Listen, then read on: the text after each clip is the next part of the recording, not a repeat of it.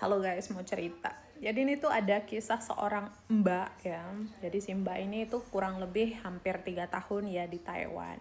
Nah, sebelum berangkat ke Taiwan, si mbak ini emang punya, dibilang obses ya bukan ya, tapi lebih ke arah cita-cita, harapan atau keinginan gitu.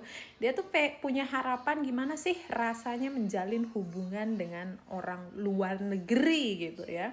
Jadi dia sudah merencanakan tuh dari Indonesia, kalau misalkan nanti kalau udah sampai Taiwan, aku mau coba pacaran sama orang Taiwannya begitu ya. Nah, singkat cerita, si mbak ini ya main dating apps gitu ya untuk mencari nih orang-orang lokal di sekitarnya ya, yang bisa dikencani ya, yang mau mengajak ketemuan dan sebagainya gitu ya.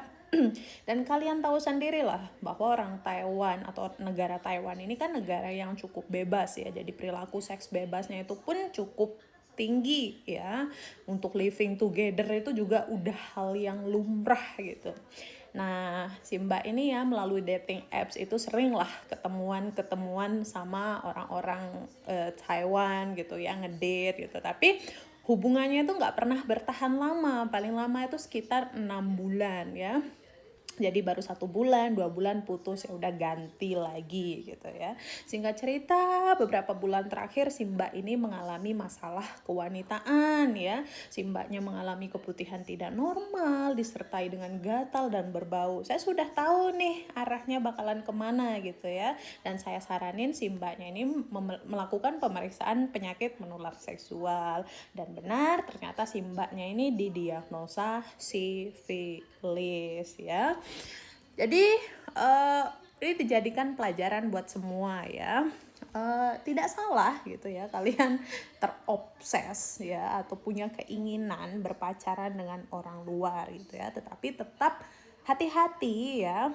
Namanya orang sini yang nggak dikasih apa ya mana mau ketemuan gitu ya. Jangankan orang sini ya, saya rasa semua laki-laki itu yang nggak dikasih apa itu nggak mau ngeluarin duit ya. Ya jadi tolong ini dijadikan pelajaran buat semua ya, karena memang perilaku seks bebas di negara Taiwan itu ya, angka orang lokalnya sendiri ya, bahkan angka terakhir gitu ya saya baca di websitenya itu angka terjangkit HIV itu lebih dari 60% remajanya ya. Jadi tolong hati-hati ya, karena kalian tidak tahu nih laki-laki yang kalian temuin ini sudah masuk ke berapa lubang gua ya. Jadi siapa tahu ini bebek kalian ini sudah yang kesekian kalinya ya. Jadi hati-hati. Jadi buat kalian yang pernah punya hubungan ya dengan orang lokal sini ya, mending silahkan lakukan pemeriksaan rutin ya, minimal 6 bulan sekali untuk mengecek penyakit-penyakit yang tidak diinginkan. Semoga cerita dari mbaknya ini dijadikan pelajaran buat kalian semua, kita semua ya. Bye-bye.